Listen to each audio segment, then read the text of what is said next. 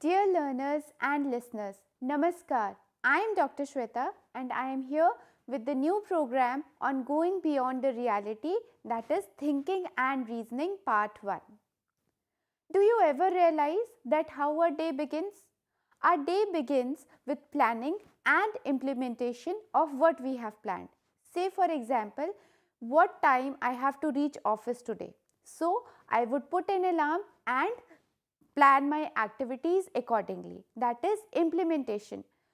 In one or the another manner, we are constantly involved in thinking and problem solving.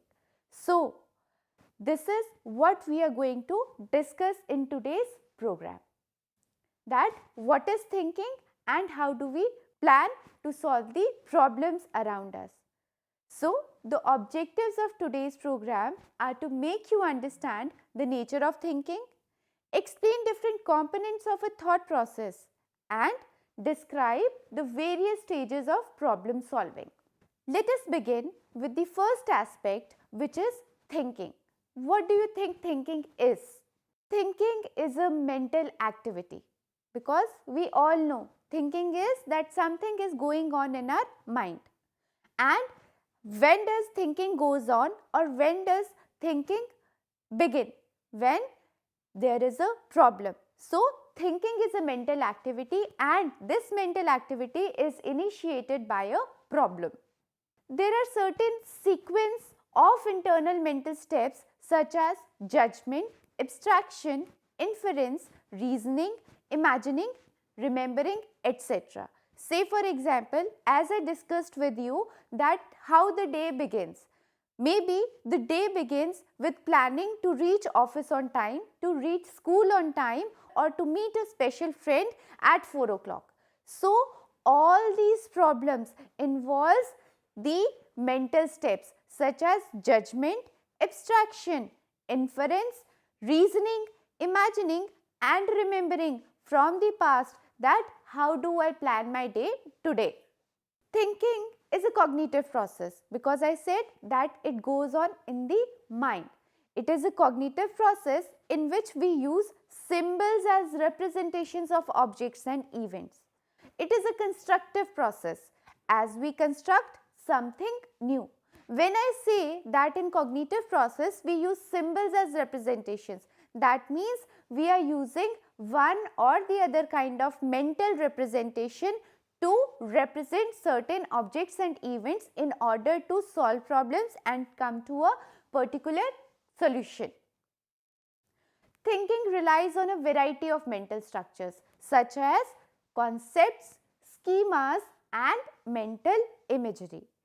We will discuss about all these mental structures one by one. These mental structures are basically known as the components of thought process. Let us begin with the first component, which is known as concepts. Now, what are concepts? We have the capacity to abstract the essential characteristics of objects, events, human beings or whatever we perceive and experience. That means we can categorize or we can differentiate on the basis of the characteristics of the objects, events, human beings, etc. Say for example, when we see a cat, we categorize it as an animal, or whenever we see an apple, we categorize it as a fruit. Whenever we encounter a new object, we tend to categorize it and take the same action towards it as before. Same action towards it as before. For example, when we see a dog in the street, we categorize it as an animal. And like any other animal, we take the same behavioral action towards it. What is the behavioral action? We tend to avoid it so that it doesn't harm us. It was about the different objects. We have similarly, when we encounter a new social situation, we try to categorize it on the basis of past experience and take appropriate action. This is considered as one of the basic aspects of thinking. Say for example, here in the picture, if you look at the traffic lights, you know that when it signals red, red means to stop because you have earlier experienced it. So, what is it? That is, when you are encountering a new situation, you are categorizing it on the basis of the past experiences. Past experiences is you experience such traffic lights in the cities as well as in the metropolitans or wherever you go. So, on the basis of your previous experience, you try to take appropriate action. What are concepts basically? Concepts are actually known as the mental structures. Let us discuss or let us know something more about concepts. The categories we form are called concepts. Say for example, we have formed a category of human being, an animal or a fruit. These concepts are the building blocks of thinking and they allow us to organize knowledge in a systematic way.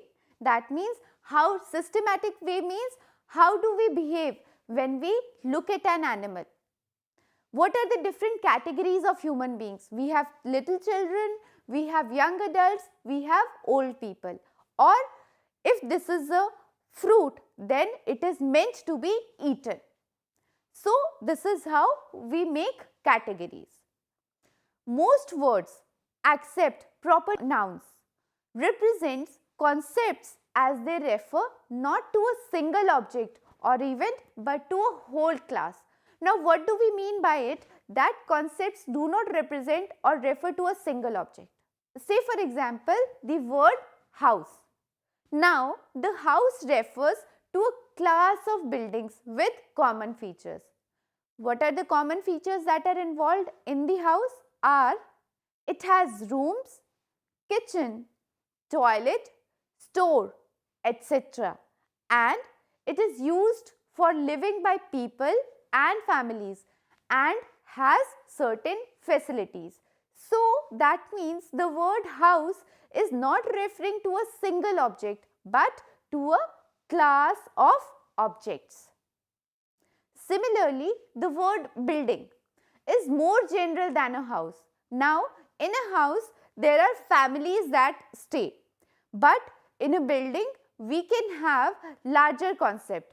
A building can have houses, offices, market, etc. That means the word building is a more general word as compared to the word house. This is how we are making categories. Now, learning of concepts utilizes the psychological processes of generalization and discrimination. As I said that the building is a much more general word as compared to house. So, this means concepts are helping us to generalize and discriminate. Now, let us understand how does this happen. For example, when a child learns the concept dog, he or she may generalize the term initially to include all small animals. That means whenever he sees a small animal, whether it is a dog or a cat or anything similar, then child will have a tendency to say or to think that it is a dog. That is the concept of an animal. But what happens that from parental corrections and process of learning, the child learns to make finer discriminations until the concept is correctly formed. The concept of dog to include all the animals, but later on after parental corrections, the child could discriminate between different categories of animals, that it is a dog, it is a cat, it is a rat and so on. At this moment, it was only the family dog. However, the child may generalize the concept to include other dogs of different breeds and sizes. The child may further refine the concept and distinguish between pet dog and street dog, friendly dog or aggressive dog, etc. That means first of all it was a general concept of dog, but after constant parental corrections, the child learnt to differentiate or discriminate between the different types of dogs. That is, the concepts helps us in generalization and discrimination. Concepts may be concrete, concrete means something which can be touched, felt by hands. For example, a dog, a table, a tree, etc. You can touch these concepts. But the concepts may be abstract. Abstract means something which has to be understood only. You cannot touch. For example, honesty, democracy, justice. That means you need to understand these words. That is, what is honesty? What are the things that include honesty? What is democracy? What are the justice? What do we mean by justice? That means we cannot actually touch all these concepts, but we have to make a general understanding about what are the characteristics that would involve an honest person, or that would involve a democracy, or we can say that justice has taken place. Such kinds of concepts are known as abstract concepts that need to be only understood and not touched. The child acquires the concrete concepts much earlier in life and later on the abstract concepts. Studies by Piaget indicate that child first learns object concepts, example ball, and develop more abstract concepts only as he or she grows older, because first of all the child experiences to touch the objects, and only later in his or her life he develops the understanding to understand certain concepts. So this was one component of thought, that is concepts. The another component of thought is known as schemas. Let us understand what do we mean by schemas. Schemas are much more complex than concepts. Each schema contains many distinct concepts. For example, each of us possesses a self schema. What is a self schema? That is a mental framework holding lot of information about ourselves, as we perceive ourselves to be. That is, what is my self schema about myself? How do I feel about myself? This self schema will include many different concepts about ourselves. For example, you may consider yourself as very intelligent, or very attractive, or healthy, hardworking, or pleasant, etc. That is a self schema about yourself. That is what you are thinking. What is the mental representation in you about yourself? All these separate concepts make up a self schema. That is, I am intelligent, or I am attractive, or I am beautiful, or I am very knowledgeable. So all these separate concepts are making a self schema about myself. Such schemas are important building blocks for thinking. Why do we say that? Because, say for example, you have a self schema that you are very intelligent, or you are capable of doing or becoming something big in your life, or achieving very great heights in your career. So what is going to be your thinking while planning your career or while studying is that you would properly plan your studies so as to reach your goal. You are doing this because you believe that you are capable enough of becoming a doctor, an engineer, an architect, or a professor, or anything. That means what is your self schema about yourself helps you in thinking and planning accordingly. Now, the another component of thought is known as mental imagery. What is mental imagery? Thinking also involves the manipulation of visual, auditory, or other images. Have you ever realized that while thinking, you are actually not touching the objects, but you are making mental maps? That is, with the help of your mind eye, you are planning something. Here we focus on visual images. That is, in mental imagery, we may focus on visual images only. Mental manipulation performed on images of objects are quite similar to those that may be performed on the actual object. We will understand it with the help of the upcoming example. Once we form a mental image of any object, person, or situation, we perceive it and think about it just as we would if it actually existed. Sometimes we could refer to it as we see things in our mind's eye. Let us understand how does this happen. Say for example, if you have to remove a large table out of the room having a narrow door, you will mentally rotate, that is, you will have a mental image of the table and think a way out to solve the problem. That means what I said earlier is when you are making the mental manipulations, what you are doing, or when you are mentally imagining things, you are in your mind actually behaving as if you could be behaving when you were actually touching the objects. That means when I am thinking about shifting a table from one place to another place, before actually shifting the table, I would be shifting it in my mind. That is, I would be visually analyzing in my mind that how would I take this table from this place or from this corner of the room to another corner. Once I have thought about it, then I would be implementing it. That means I would be actually doing it. It has been found that we usually think in words. For example, table. That is, when I am thinking about something, I would think it as a table. At other times, we rely on the mental images, such as the visual image of the table. That is, I would be visually imagining or remembering that how a table looks like, what is the size of the table, and how I can move it from one place to another place. In the above stated problem, one could physically try to manipulate the table to find a way out.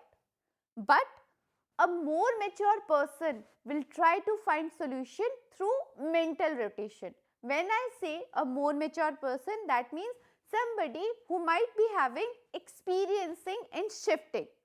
So, if I do not know how do I do it, I would physically try to do it. That is actually trying to shift table from one corner to the another corner. But if I already have an experience of doing it, or if I know how can I do it, I would first try to find this solution through mental rotation.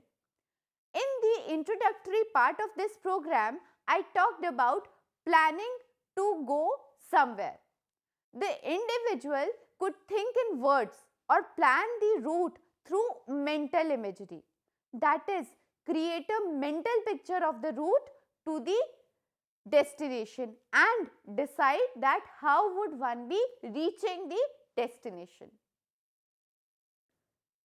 So, this was all about the various components of thinking, in which we talked about the concepts, the schemas, and the mental manipulation of the thinking. Now, we will talk about the problem solving. Now, what is problem solving? Problem solving is an important cognitive activity. Many people use it interchangeably with thinking. I have already discussed with you that all our day's activities involve problem solving. The problem may be simple or it may be a complex problem. The simple problems are of routine nature, as deciding what to eat in the breakfast. There could be a complex problem as deciding which career to choose. Problem solving refers to thinking directed towards solving a specific task or situation. The task may be very simple, that is deciding on the routine task, or it may be complex, that is choosing a career. This type of thinking has three stages, starting from the stage of occurrence of a problem, that what will I make in the breakfast, which is followed by a set of mental operations and it leads to a solution of the problem. So, there are basically three stages, that is, first is the initial stage, then is the operation stage and the goal state. So, first is the initial state, that is, we have a problem. Second is the operation stage, that is, we are actually acting on to solve the problem. and last is the goal state, that is finding a solution to the problem. If the problem is that what to eat in the breakfast, then you will decide on or you will think about various options. After thinking over various actions, you will take an action towards making the breakfast, and in the end you will reach the goal state, that is the breakfast is ready. And in the same way it happens that what career to choose, you will plan accordingly. First of all, you will have a problem, you will think about that problem, then you will take proper actions towards that problem, and in the third step you reach your goal state, that is you choose appropriate career for yourself. Now we can explain these three stages with a concrete problem. Suppose you get an unexpected bill to pay. Receiving the bill represents the initial state, that is the problem. Your goal is to find money to pay this unexpected bill without disturbing the original family budget. Now, this leads to deployment of certain operations for solving the problem. Some problem solving operations or steps are more desirable than others. For example, withdrawing money through credit card happens to be a more acceptable solution than borrowing money from a friend. By choosing the most acceptable operations or steps, you move from the initial problem state to the goal state when the problem is solved. Problem may differ with respect to the levels of complexity, but steps involved remain the same. For complex problem, the second stage requires more time in order to carry out a number of mental operations. That means the more complex problem is choosing a career. What to eat in the breakfast is not that complex problem. So, choosing a career would require more effort at the second stage. What was the second stage of problem solving? It was taking action. So, this is how we try to solve problems in our day-to-day life as well as for our life. So, dear learners, this was all about today's program, in which we discussed about the process of thinking, the various components of thinking that involves the concepts, the schemas, the mental manipulation, as well as we also discussed about problem solving and various steps involved in problem solving. So, this was all for today's program. I hope you have understood well all the concepts in this program. So, I end up for today's program. Thank you.